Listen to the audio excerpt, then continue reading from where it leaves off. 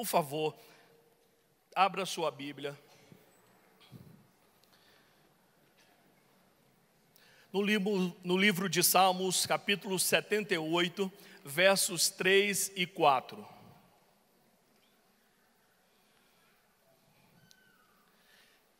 Quem gostou desse projeto dos homens, diga amém. Mulher não será bem-vinda apenas nesse circuito. Só homens vão estar aqui. Como as mulheres têm a terça-feira delas. Casa de verdade. Salmos 78, versos 3 e 4. A Bíblia diz assim: o que ouvimos e aprendemos, o que nos contaram nossos pais, não o encobriremos a seus filhos. Contaremos à vindoura geração os louvores do Senhor e o seu poder e as maravilhas que fez. Observe, irmãos, como é enriquecedor essa palavra, como isso deve mexer comigo e com você dentro da expectativa dos pais, contar aos nossos filhos o que Deus fez em nós. Quem é Deus? Nós não temos mais essas histórias em nossas famílias. A igreja moderna do século 21, contemporânea, evoluiu, ela cresceu, se tornou pujante, melhorou bastante, abriu novas portas, novas fronteiras, estendeu os seus limites, fez coisas que nós não imaginaríamos que chegaríamos a ter em pleno século 21. Mas deixamos para trás algumas coisas valiosas. A Bíblia diz, irmãos, que nós não podemos remover os marcos antigos. Culto no lar, você parar com a sua família, fazer uma oração coletiva, contar histórias, coisas essas que os antigos faziam para fazer com que a história do Senhor permanecesse cravada nos corações das famílias, e assim isso ia se multiplicando, reverberando, encontrando voz em outras gerações. Nós não temos tempo mais para passar essas informações. Hoje é um luxo descobrir uma criança cujo pai ou a mãe tem tempo para contar histórias bíblicas. Eu não tive o privilégio de ter minha mãe e meu pai, servos de Deus, na época de infância, de criança, de adolescência. Eu não tive o privilégio de ouvir histórias bíblicas, porém meus filhos tiveram o privilégio de ouvir histórias sobre Noé, sobre Ruth, sobre Pedro, sobre Josué, sobre personagens bíblicos, e como isso os enriqueceu, como isso fortaleceu a sua fé.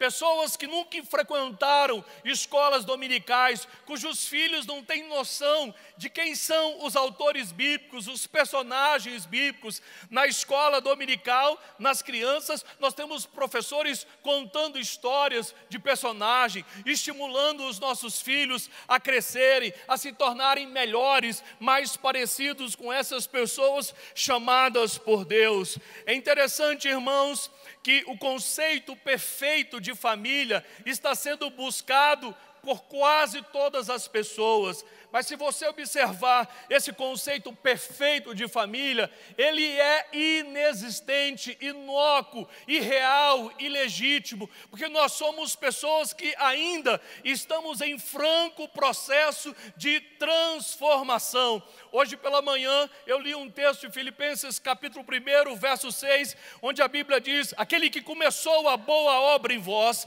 há de completá-la até o dia de Cristo Jesus. A certeza que nós temos que o dia em que nós nos entregamos a Ele, iniciou-se uma obra na minha vida, e Ele tem uma promessa de completá-la até o dia de Cristo Jesus, ou até o dia que eu morrer. Se o seu conceito de perfeição for sem defeito, essa família não existirá, não será encontrada. Gente tem problemas, pessoas têm defeitos e fraqueza, e família é a reunião de pessoas, consequentemente, onde existem muitos desafios a serem vencidos. Não existe mulher perfeita. Eu não quero desmerecer minha esposa e nem quero que isso seja pejorativo. ela não é perfeita, assim como eu não sou perfeito, mas ambos estamos num processo de Deus contínuo, evolutivo, onde Deus tem nos aperfeiçoado dia após dia. Existem coisas que no início nós brigávamos bastante, mas nós superamos essas brigas iniciais, amadurecemos, crescemos, entendemos o que Deus tinha para nós e superamos essas dificuldades iniciais. Existem outras coisas que nós estamos ainda vencendo, mas isso não pode nos desanimar diante da operosidade do Espírito Santo. Porém, irmãos, se você está procurando uma família que seja madura, que compartilhe conforto e segurança, você está no caminho certo. Eu gostaria de mostrar alguns dados que podem ser aterrorizadores para mim e para você. A cada 3 casamentos, 1 termina em separação. A cada 3. Mais de 1/3 dos casamentos estão se dissolvendo, acabando. E essa pesquisa foi registrada pela Veja e pelo IBGE. Desde 1984 até 2016, registrou-se 1/3 de dissolução dos casamentos. Mais de 31% dos casamentos se dissolveram. Olha o que a Bíblia diz. Salmo 127, a partir do verso 1. Se o Senhor, está falando, irmãos, do nosso Senhor, do nosso Deus, não está falando do empenho pessoal, do esforço pessoal. De certo que isso tem uma relevância, mas não é a maior relevância. A maior relevância para uma estrutura familiar, ela começa em Deus. E a Bíblia diz, se o Senhor não edificar a casa, em vão trabalham aqueles que a edificam. Se o Senhor não guardar a cidade, em vão vigia a sentinela. Inútil vos será levantar de madrugada, repousar tarde, comer o pão que penosamente granjeastes. Aos seus amados ele o dá enquanto dorme. Nós precisamos entender que Deus precisa ser a rocha, o fundamento principal da nossa família, da nossa estrutura familiar. Não adianta, irmão, correr atrás de recurso, de plástica, de estereótipo, achando que isso vai manter um casamento. Se Deus não for a mola propulsora, se Ele não for o alicerce principal, não existe casamento sólido, não existe família equilibrada, estável e feliz. Continuando para deixar você mais estarrecido ainda, 1 em cada 5 crianças, ou seja, 20% tem problema de saúde mental. 1 a cada 5 tem problema de saúde mental. Um aumento de 43% de TDAH, transtorno de déficit de atenção. Um aumento significativo, exponencial de 43%. Um aumento de 37% na depressão de adolescentes, 37%. Um aumento de 200% na taxa de suicídio entre pessoas de 10 a 14 anos, 200%. Nós vimos aquele atentado que aconteceu na cidade de Suzano, na Grande São Paulo, onde 10 pessoas foram vitimadas. Tentaram encontrar problema para essa causa. Uns diziam facilidade de encontrar armas de fogo. Outros diziam problemas de jogos online que estimula severamente essa raiva, violência e problema de bullying na escola. Tudo isso deve ter um certo peso. Mas esse debate nacional, irmãos, está concluindo que o grande problema que gera toda essa disfunção, todo esse caos social está nas famílias. Por isso nós estamos parando hoje aqui para acordar você. O bullying pode ser praticado na escola, mas o filho que tem uma família estável, ele chega em casa e compartilha com os seus pais a dificuldade que ele tem enfrentado na escola. Compartilha com os pais do seu desafio, da sua insegurança, e pode ter o apoio dos pais para tentar vencer esse bullying, essa dificuldade. Essas armas que facilmente são encontradas, você precisa descobrir: seu filho está tirando dinheiro de onde? Seu filho vai para a boate com dinheiro de quem? Ele bebe custeado por quem? Quem banca todas essas coisas? Irmãos, esses números são reais, são verdadeiros. Nós precisamos começar a perceber que muitas vezes nós estamos distante emocionalmente dos nossos filhos, dos nossos parentes, dos nossos cônjuges. Por isso não conseguimos perceber essa disfunção, essa desconexão da nossa família. Você não consegue perceber a tristeza do seu filho, o motivo pelo qual ele está infeliz ou mais calado do que sempre. Esses são sinais de alertas que precisam abrir os seus e os meus olhos. Espera aí, meu filho era falante, comunicativo, ele era carinhoso, agora está arredio, quer ficar apenas no quarto, trancado, ele está mais triste, ele está mais calado. O que está gerando todas essas coisas? Esses dados precisam mexer conosco.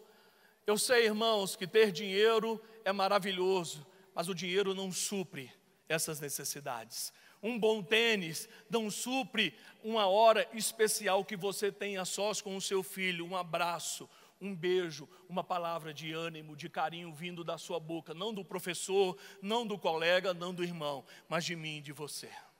Eu quero chamar minha esposa para poder entrar numa área pontualmente específica das nossas famílias, para que a gente compreenda, irmãos, que nós estamos numa berlinda, numa saia justa, onde Deus está nos dando a oportunidade de mudar o status quo, a situação em que nós estamos numa epidemia dentro das nossas casas, nos voltarmos para dentro de casa e olhar para dentro do nosso lar e dizer: Senhor, eis-me aqui, envia-me para minha família.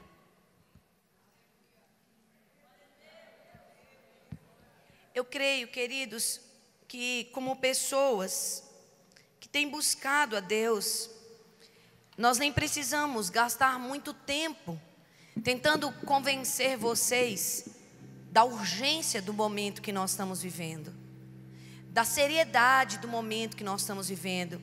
Hoje é quase que uma reunião de família aqui nesse lugar, para a gente olhar uns para os outros e perguntar o que está acontecendo conosco. E o que podemos fazer para não permitir que o mal avance? Essa semana, lendo a palavra, eu chorei por um tempo, compartilhei isso com meu esposo, porque eu não havia notado a grandeza dos textos trazidos em correlação em Jeremias e depois no livro de Mateus, onde a Bíblia diz: ouve-se um choro em Ramá. É Raquel, ela está inconsolável pelos seus filhos. E o texto original diz que os filhos físicos de Raquel não haviam morrido. Era uma alusão ao clamor de uma mãe espiritual. Era o chamado de Deus a uma nação, que era a nação de Israel, para se posicionar pelos seus. É como se Deus dissesse agora: olha, há uma mortandade que assola ao meio-dia. Há uma praga destinada a esses dias finais na terra, para a qual vocês vão ter que se posicionar como pessoas, como igreja, como famílias, solteiros, casados, irmãos, tios, pais, mãe, vó, não importa o seu lugar dentro do contexto familiar, você precisa ser essa pessoa que clama pelos seus. O mundo tem um provérbio que diz: cada um por si. Vamos lá, cada um por si. E diz também assim: salve-se quem puder. A Bíblia não diz isso. Amados, a Bíblia diz: levai as cargas pesadas uns dos outros, e assim estareis cumprindo a lei de Cristo. Gálatas 6:2. Em vez de dizermos salve-se quem puder, temos que dizer salve quem você puder. Olha para a pessoa que está do seu lado e diga: salve quem você puder.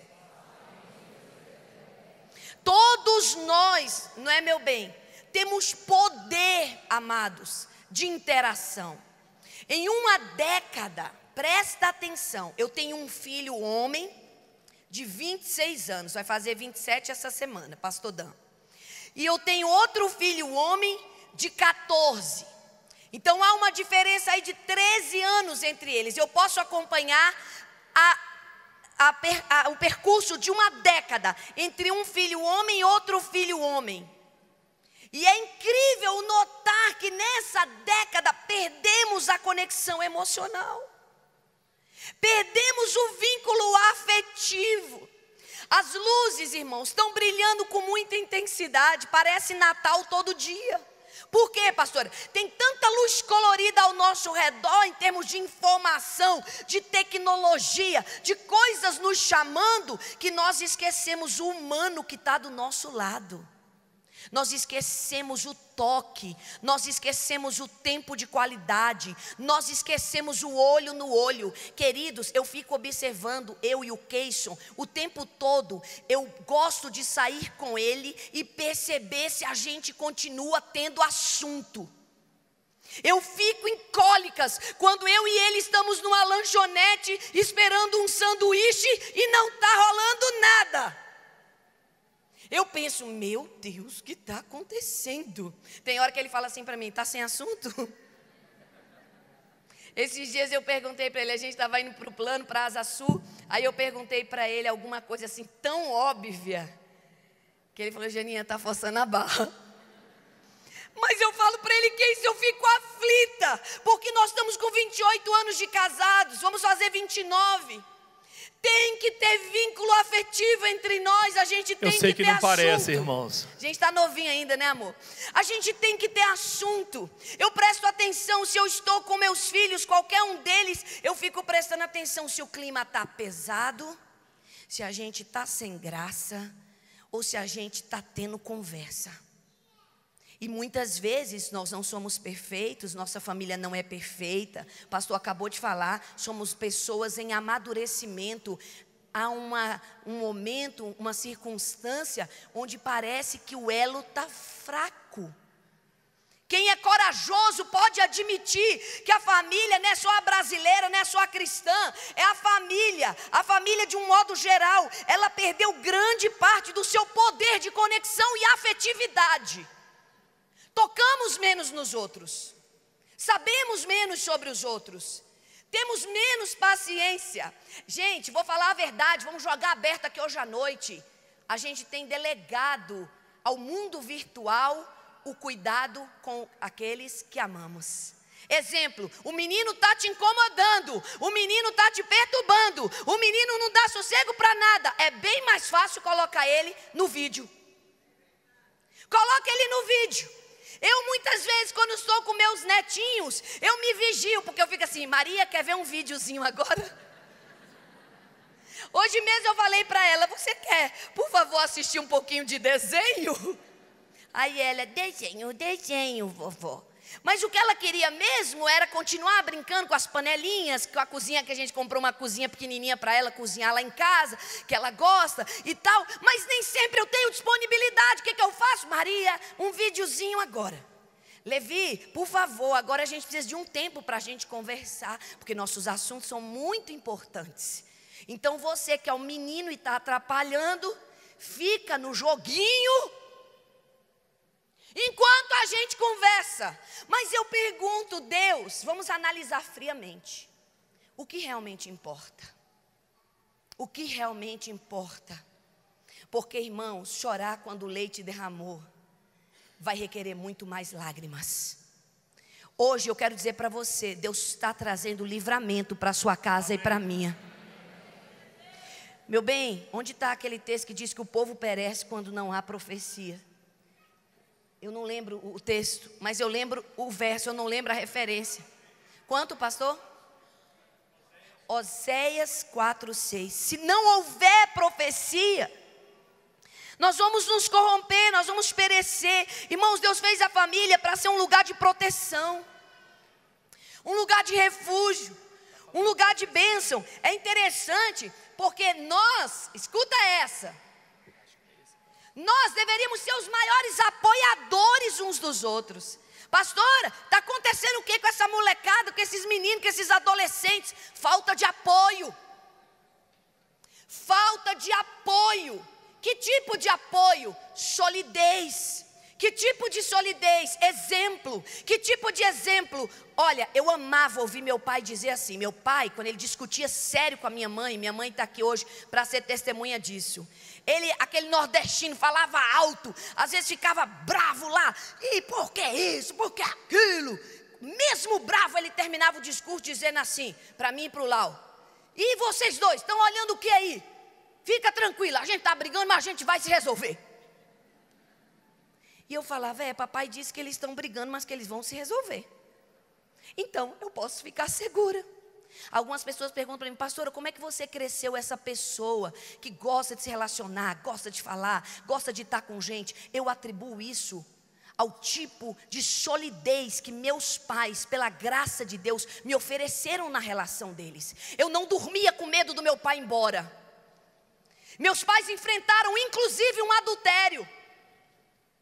Meus pais passaram pelas maiores tempestades que uma família pode passar, e nós como filhos também ali dentro daquele barco. Mas meu pai dizia: aconteça o que acontecer, eu não deixo vocês, isso aqui é para sempre. Eu falhei, eu errei, eu peço perdão, mas a sua mãe me perdoou e nós vamos continuar juntos. Essa liquidez, essa segurança que ele me mostrava, que a minha mãe me mostrava, me geraram uma segurança para construir algo que é inabalável, queridos. Os filhos precisam sentir essa solidez, queridos. Os filhos precisam muito mais do que coisas da nossa própria pessoa, da nossa própria presença. Nós precisamos dizer a eles: meus filhos, olha, não importa o que aconteça, nós estamos dispostos a batalhar as batalhas de vocês também. Nossos filhos e os pais precisam sentir que de fato nos importamos uns com os outros, de verdade, não só de blá blá blá, mas que você é prioridade para ele e ele é prioridade para você. Quantas vezes a gente lê essas reportagens? Essa sinergia entre pais e filhos é muito importante. Nesse período onde minha saúde está agora melhorando, mas esteve muito debilitada, eu pude contar, além do apoio da minha esposa, meu cônjuge, eu pude contar com o apoio dos meus filhos, filhos, genro e nora, onde cada um tem o seu dia para estar orando por mim, jejuando por mim, pela minha saúde. Irmãos, dificilmente alguém vai vencer uma batalha sozinho, individualmente. Nós precisamos usar essa corporação chamada família e integrar ela em prol das necessidades uns dos outros. Como isso fortalece os laços? Quase que diariamente, no dia de cada um, eu recebo palavras, recebo incentivo, recebo esperança, porque alguém está se importando conosco. Não é só me dá, não, eu me importo com você, com a sua saúde, com a sua necessidade. Isso cria vínculos, isso estreita as distâncias, isso diminui o estresse, as dificuldades. Quando você ora pelo outro, jejua pelo outro, você cria afinidade. Você cria uma parceria que não pode ser mensurada por nenhum recurso financeiro. Por isso, as famílias precisam se integrar mais espiritualmente. Essa parceria, essa integração de pais e filhos, de assumirem as causas uns dos outros, elas precisam ser mais concretas, mais reais e significativas. Seu filho está agora ingressando na universidade, ele vai passar por muitas situações que ele nunca pensou que passaria, e aí, claro, você precisa colaborar, você precisa participar desse processo, além de jejuar, de orar, participar com ele de uma boa conversa, de um bom diálogo, mostrar o que pode ou não acontecer e qual deve ser a postura dele. Então nós precisamos participar melhor com a nossa família. Pastor, graças a Deus meus filhos casaram, eles continuam sendo seus filhos, você continua sendo corresponsável deles, independente se eles casaram ou não, eles continuam sendo filhos, levando o seu sobrenome, e além dos filhos, agora vem os netos, que dão sequência à sua família, ao seu sobrenome, ao seu legado, que são tão importantes quanto. E nós precisamos entender que a nossa família só vai aumentar, dilatar, e nós precisamos ter bênção da parte de Deus e muita graça para continuar estendendo o amor e a destra a essas pessoas, assim como o nosso Deus tem feito comigo e com você. Eu gostaria que você dissesse assim: eu preciso ser espiritualmente forte. Por quê? Porque a sua força espiritual vai ser repartida com os seus. Você se santifica, como João 17. Jesus disse: por amor deles, eu santifico a mim mesmo. Pastora, qual é o maior segredo para ter um cônjuge santificado? Ser santo. Qual é o maior segredo para ter um filho que não desvia? Ser santo.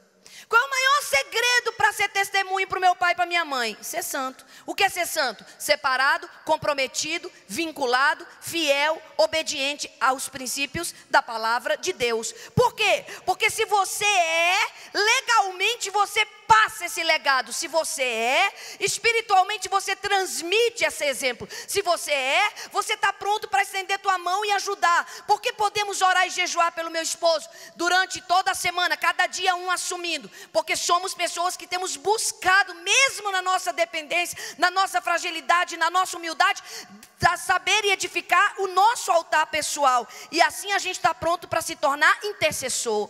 Família tem que ter como maior foco ser espiritualmente forte para ajudar uns aos outros, como eu li o texto de Gálatas 6, levar as cargas pesadas uns dos outros. Exemplo, se você percebe que alguém dentro da tua casa é oprimido por demônios, você não vai largar para lá até esperar essa pessoa ficar louca, ou até esperar ela ter uma crise espiritual ou emocional tão severa que leve a um quadro ainda pior. Sabe o que eu acho muito forte, igreja? Veja se vocês concordam comigo.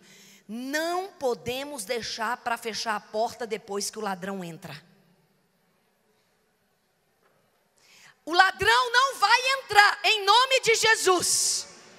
Mas a porta tem que estar fechada desde hoje.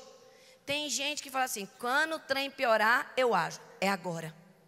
Depois de espiritualmente fortes, emocionalmente disponíveis. Exemplo, pais têm que ter disponibilidade para filhos e filhos têm que ter disponibilidade para pais. Nós hoje não estamos falando só para o casal, nós estamos falando para o casal, estamos falando para os pais, estamos falando para os filhos, para a família.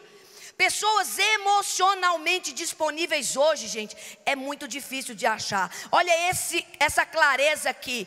As famílias clamam por conexão. Pessoas que não só ouçam, mas de fato escutem.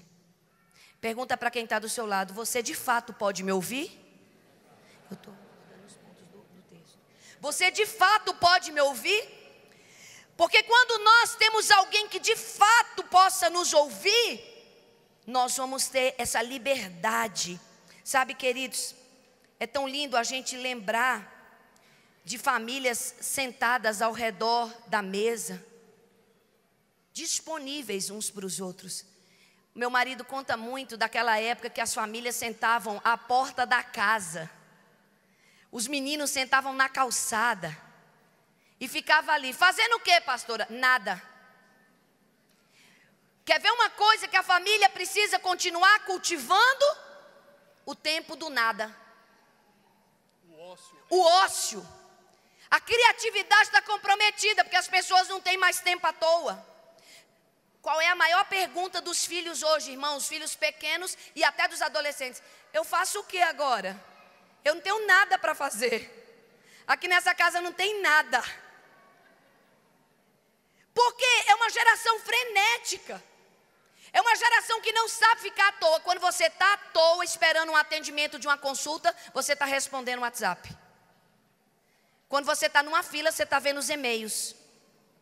Quando você tem algum ócio, você dá um jeito de ocupar aquele ócio. Isso está adoecendo as pessoas, queridos. Sabe aquela coisa de deitar no sofá, irmãos, com aquela cobertinha com cheiro de usada? De baba. Aquela cobertinha que tem o cheiro da nossa casa, o cheiro da intimidade, do aconchego. Um estirado para um lado, outro estirado para o outro, um pé por cima. Ou dá licença, apertado, vai para outro sofá. Não, vou ficar aqui. Irmãos, parece tão simples, não é, pastora? Que coisa tão simples. Mas é esse simples que está nos fazendo falta.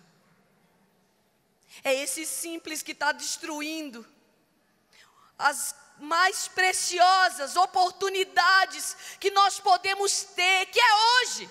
Terça-feira eu falei para as mulheres uma frase que eu ouvi: o ontem morreu, o amanhã não chegou ainda. Você só tem o hoje para ser feliz. Você só tem o hoje. Você precisa agir, pai, hoje, mãe, hoje, filho, hoje, esposa, hoje. A palavra do Senhor vem dizendo: aproveitai as oportunidades. Outra coisa que nós precisamos restaurar na nossa casa, além da liberdade emocional e da força espiritual, os limites. Meu bem, fala um pouco, porque você é o meu mestre nessa área. Limites claros. Muitas vezes hoje eu tenho visto a juventude, os filhos, até os cônjuges. Pessoal, esses dias, só para falar essa eu te passo para você falar sobre isso. Esses dias eu conversava com uma mulher e ela falou assim: pastora, eu não sei onde foi que o limite acabou no meu casamento e a gente vai se divorciar. Não há mais respeito, eu não sei mais onde parar. Eu não sei mais onde eu começo, onde eu termino, qual é o espaço dele, qual é o meu, o que eu devo a ele, o que ele me deve. Misturou tudo. E virou um inferno no meu lar, e eu não vejo solução. Se Deus não mostrar algo, eu estou disposta a deixar minha família. Porque nós nos sentimos culpados. Muitas vezes nós temos medo de dizer não aos nossos filhos. Porque nós não oferecemos o tempo que deveríamos oferecer. E muitos estão conscientes disso. Muitos não têm coragem de dizer: você não vai, você não pode, você não tem direito disso. Nós não estabelecemos limites, irmãos. Essa geração está crescendo sem limites, desordenadas, porque nós mesmos não impomos isso a eles, mas estamos trazendo um grande prejuízo, um enorme prejuízo aos nossos filhos. Nós não estamos educando da maneira correta. Nós somos maus e queremos às vezes ser melhores do que Deus. Deus é alguém excelente, ilimitado em amor, ilimitado em poder, e estabeleceu limites para mim e para você. Nós temos limite, por mais que choremos, por mais que queiramos alguma coisa, Ele não diz: vou te dar, fica tranquilo, para de chorar. Às vezes, irmãos, esse choro pode durar a vida inteira. E você não vai obter aquilo, porque Ele sabe o que é bom para mim e o que é bom para você. Deus não vai se compadecer de mim, porque eu chorei um pouco mais, porque eu gritei ou bati o pé. Hoje nós vemos, outro dia eu vi na fila de um banco, a menina, irmãos, não estava endemoniada, porque a gente percebeu que não era demônio, era birra. Porque o pai não comprou um doce para ela, ela rolava no chão e gritava e xingava o pai: filhinho, papai não pode sair do banco, quando eu sair eu compro, eu quero agora. Irmão, quase eu falei: acorda! Quem é o capitão desse navio? Larga de ser tonto, seu mané. Uma menina de 4, 5 anos, irmão, fazendo birra na fila do banco. Um filho meu jamais faria isso. Levantava no beliscão, mas levantava. Eu digo: meu irmão, eu não batia aqui na igreja. Se o meu filho levantasse, entrasse por debaixo das cadeiras, sabe o que eu faria? Eu só olhava. Se eu abaixasse a cabeça, ele ia apanhar depois do culto. Ele já ia quietinho no carro, igual um gatinho, sem falar nada. O que foi que você está calado? Não, papai, nada. Sabia, irmão, eu tinha olhado para ele torto. É uma culpa que nos faz retribuir Você a não eles contou sem o nenhuma horário conquista. do jogo do seu filho. Verdade. Ele joga a hora que quer, ele faz dever se quiser, irmão, e você bonifica isso sempre. Como é que você pode bonificar um erro? Como é que você pode dar mesada para ele, gastar com libertinagem, com coisas indevidas? Esse cara não está provando para você que merece a mesada. Recue, diga para ele: você não vai ganhar mais.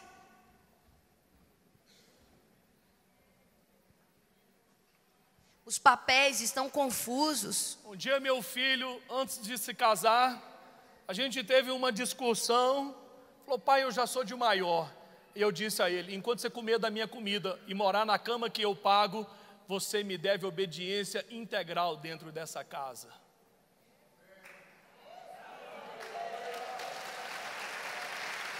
Você pode ser de maior, você pode ter 19 anos, enquanto tu for homem aqui dentro de casa, comer meu arroz e feijão, você vai me obedecer e obedecer a sua mãe, cara.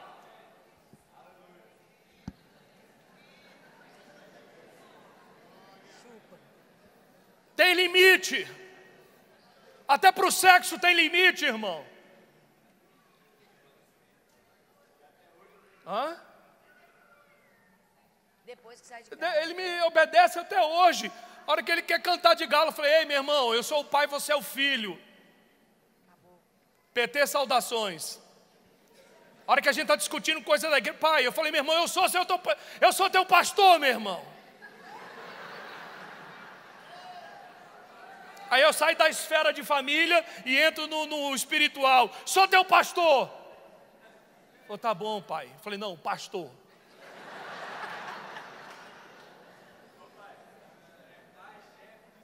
É pai, chefe, discipulador, pastor, provedor, amigo, que é tudo, irmão. E tem uma hora para cada coisa. Agora, seu filho precisa de limite, ele precisa entender. Eu falei com meu filho, outro dia nós saímos e a gente estava ouvindo essas declarações na rádio CBN. Eu falei: meu filho, tá vendo? Não é só o papai e a mamãe que brigam com você por causa de indisciplina, de horário, disso ou daquilo. Essas pessoas estudaram e elas estão dizendo que isso é importante para os filhos, por isso que nós cobramos de você, por isso que nós exigimos isso de você. Talvez você não entenda nada hoje, acha a gente quadrado, retrógrado, não tem problema, a gente é mesmo. Eu chamo meu pai de senhor até hoje, irmão. Eu, quando despeço dele, eu falo: pai, fica com Deus, e ele diz: vai com Deus, meu filho. Eu o respeito até hoje, tenho 52 anos de vida, mas isso não me priva de respeitar o meu pai como autoridade sobre a minha vida. Eu o escuto até hoje, mesmo ele sendo de idade avançada, mesmo ele sendo de uma geração completamente diferente da minha, mas eu respeito os conselhos e os seus conceitos. Até hoje eu o respeito. Mas nós precisamos começar a estabelecer limites dentro da nossa casa. Tudo tem limites. E nós precisamos encontrar esses limites para a nossa própria família. Limite do tempo de uso de televisão, de celular. Limites, irmãos. Limites de amizades extra-casamento. Limites de contato com pessoas do outro sexo. Limites. Tem casais hoje em dia que não tem limite. O homem tem amigas e tem relação de afeto com as amigas, extra-esposa. Por outro lado, mulheres que têm amigos e têm relações afetivas com outros homens, extra-marido. E está rompendo os limites. Quando menos vê, o caldo entornou, aconteceu. Não, pastora, isso aí é profissional. Isso aí posso, porque não vai acontecer nada. Quando nós tiramos os marcos que os nossos pais colocaram, a Bíblia diz: não remova os marcos. Os marcos te mostram até onde você deve ir. Respeite os limites, tanto da personalidade, do temperamento, dos gostos da outra pessoa, da fidelidade que você deve àquela pessoa, a Deus acima de tudo e ao outro também. Tudo isso, gente, são pequenas pedras que vão produzir a grande construção. As pessoas acham que uma boa família, um bom casamento, acontece como mágica. Não, é trabalho duro. É renúncia. É renúncia. É coisas que você pensa assim, são detalhes que não fazem diferença. Fazem. Se detalhes não fizessem a diferença, não precisariam dos detalhes. Quando a gente entende a nossa responsabilidade, quando a gente entende que Deus está contando com a gente para se tornar o farol, a luz. Irmãos, igreja, se o sal perder o sabor, só vai prestar para o lixo. Se eu não puder ser uma referência em Deus para você, deixei de cumprir meu papel. Eu e o Keis tem hora que a gente toma decisões pautadas no nosso testemunho. Tem dias que eu estou brava com ele. Tem dias que ele está bravo comigo. Mas tem dias que eu falo para ele, olha, eu só vou até aqui, porque a partir daqui eu vou comprometer meu testemunho. Um dia desse eu conversando com ele, falei, Keis, você está percebendo uma coisa? Ele o quê? Os meninos, os dois casais mais novos, Daniel e Natália, Suzane e Ricardo, eles nos imitam. Eu vejo, quando você tem uma postura comigo, os meninos vão lá e tem com as esposas deles. E quando eu tenho uma postura com você, as meninas vão lá e tem com os maridos dela. Ele falou, ixi, a gente tem que vigiar dobrado. Eu falei, tem que vigiar dobrado. Aí ele falou, principalmente por causa do meu genro.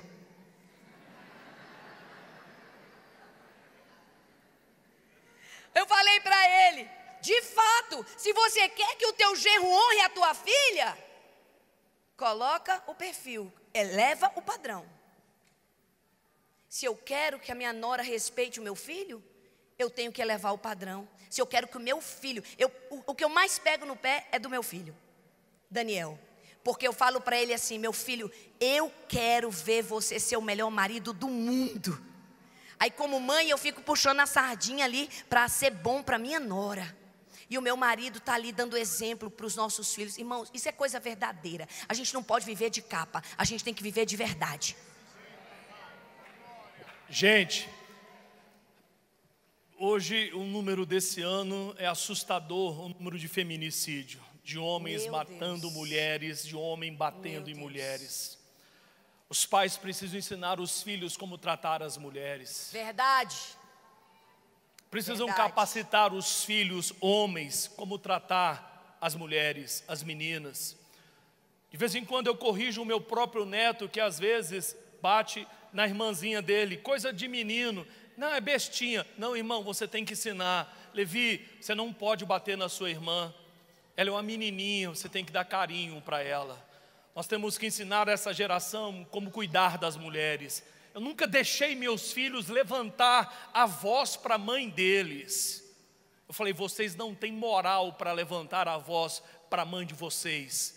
Nunca repita mais isso. Nunca altere o tom da voz de vocês com a mãe de vocês. Ensine os filhos, principalmente os homens, a cuidarem das mulheres. E nós não teremos esse problema amanhã. E ensine as mulheres a honrarem os homens. Porque, irmãos, tristemente, a nação publicou que constataram na igreja, lá no mundo, na sociedade, 38% da escolha dos homens é por outros homens e não por mulheres.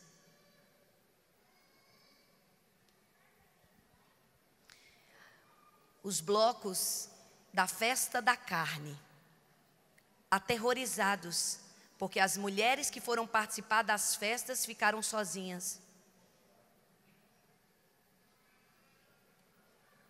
Isso é o que o diabo está produzindo lá. O que você quer ver Deus produzir aqui? Diga a bênção do Senhor. Mulheres, tenham respeito pelos seus maridos. Cala a boca, você não sabe de nada, levanta de sair. Você não toma posição, é você que não faz nada nessa casa. Está faltando tudo, você não troca uma lâmpada, não move, não me ajuda a pagar, não me ajuda a criar desses meninos, é uma preguiça doida. Aí os meninos olham assim e falam, é mané mesmo. Mostrem respeito. Você pode estar doída, sofrida, chateada. Fala no reservado. Fala primeiro com Deus, que Ele vai tirar grande parte da sua raiva. Depois, quando você estiver calma, você conversa com seu cônjuge. Mas não faça com que seus filhos percam o respeito pelo pai que eles têm. Não faça. Não trate seus meninos como meninas. É engraçado porque a gente perdeu um pouco o senso da diferença. Então você precisa resgatar valores. Igreja, diga bem forte: resgatar valores. Quais? Do psicólogo? Cadê minha Bíblia? Do comentarista? Não, esses aqui. Esses. Resgata valores, igreja. Resgata valores. Volta para a palavra. Pergunta o que a Bíblia diz sobre isso. O que a Bíblia diz sobre essa crise que eu estou passando? O que a Bíblia diz como um pai deve criar? O que a Bíblia diz sobre o que uma mulher deve dar ao seu marido? O que a Bíblia diz? O que a Bíblia diz? Resgate valores. Até esses limites que meu esposo acabou de falar tão bem que nós precisamos, a Bíblia vai dizer como estabelecer esses limites de uma maneira sadia, sem violência, com amor, mas com muita e muita firmeza. Em último lugar, eu quero terminar essa noite dizendo o seguinte, queridos: se cada um de nós assumirmos a nossa própria responsabilidade, diga: Deus conta comigo. Faz assim carinhosamente em você: Deus conta comigo. Deus conta comigo. Deus conta com você. Torne-se um influenciador. Torne-se um treinador. Torne-se um exemplo. Torne-se um bálsamo. Eu acho tão linda a maneira como Paulo fala de Timóteo e de alguns outros homens. A Bíblia diz, ele usa o termo bálsamo, lenitivo, restauração. Irmãos, hoje eu quero profetizar que você vai ser remédio para a sua casa. Você pode tocar com amor em quem está perto de você e falar assim: você é remédio. Você é remédio, você é remédio. Vamos ficar de pé e vamos orar. Você é remédio. Fique de pé no seu lugar nessa noite. Você vai ser curado, querido, e vai ser instrumento de cura dentro da sua família. Eu queria convidar meus filhos para virem aqui hoje: Dan, Nath, Ricardinho, Suzane, João e mamãe. Queria que nós fizéssemos uma intercessão de família por famílias hoje à noite, de uma maneira gloriosa, que o Espírito possa achar espaço no meu coração para me transformar num remédio, me transformar num vaso de honra. Quantos aqui, queridos? Oh, glória. Deixa eu fazer uma pergunta para a gente orar. Quem já leu um texto na Bíblia que diz que na casa do Senhor sempre terão vasos para honra e vasos de desonra? Os de desonra vão servir para a gente prestar atenção no que não se deve fazer, e os vasos de honra serão constituídos por Deus. Eu quero profetizar que essa igreja é uma igreja de vasos de honra. Amém? Eu quero elevar a dignidade nesse lugar. Eu quero elevar a dignidade nesse lugar. Eu quero dizer: você é digno, você é amado. Você é a pessoa certa para a sua casa, filho. Você é a pessoa certa, pai, mãe, irmão. Você é a pessoa certa. Será que você pode hoje fechar os seus olhos e clamar pela sua família por um instante? Diga: Senhor, se o poder de um clamor pode ressuscitar. Irmãos, não existe família perfeita, existe família madura. Existe família madura, existe família madura, existe família crescendo em Deus, família edificando. Diga: Senhor, eu quero ser tocado nessa noite. Perdoa-me, Senhor, por toda leviandade, toda frieza. Perdoa-me, Senhor, porque eu nem percebi, mas eu larguei minha família para lá. Eu estou deixando as coisas acontecerem. Senhor, minha filha não conversa comigo, eu deixo isso para lá. Meu marido já não tem mais o mesmo carinho por mim, eu estou deixando para lá. Senhor, os limites foram quebrados, eu estou deixando para lá. Restaura-nos nessa noite.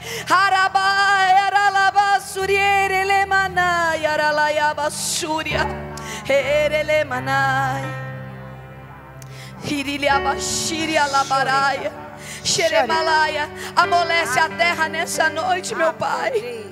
Amolece a terra, porque a semente é bendita. Dá-nos frutos poderosos dessa palavra.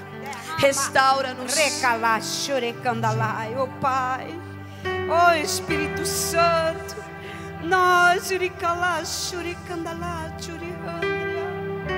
queremos que a tua graça redentora, graça salvadora, venha agora sobre o teu povo, teu arraial, tua noiva, tua igreja, Jesus.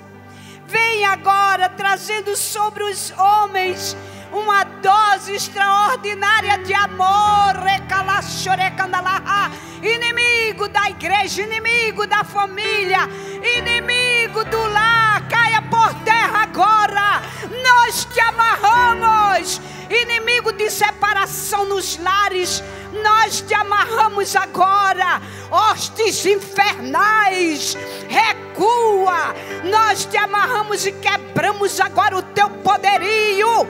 Não tem mais poder sobre este povo que ouve a palavra de Deus.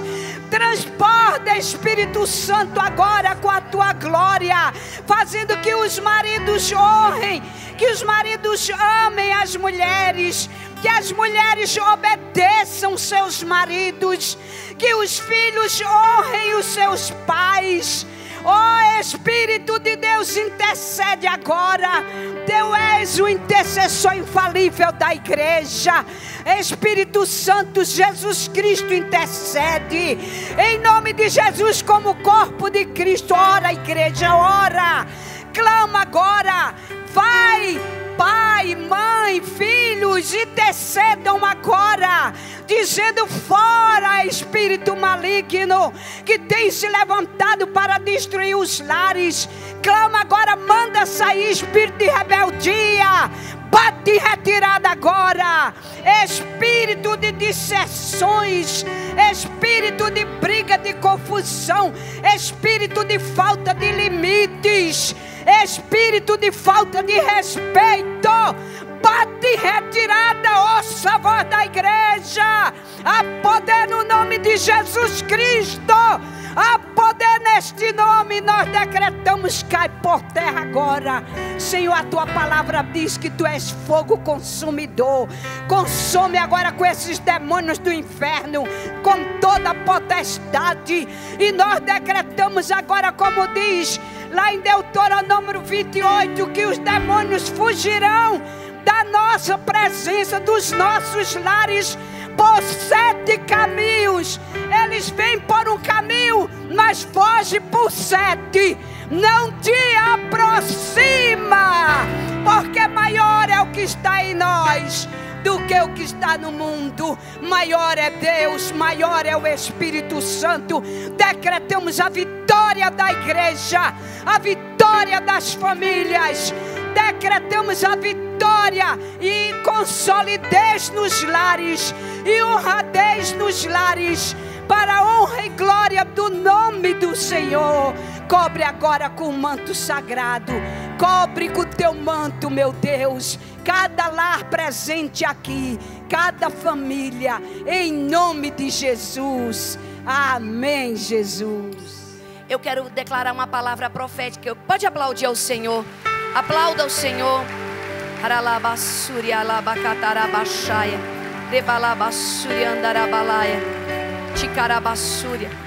Abra suas duas mãos e receba essa palavra.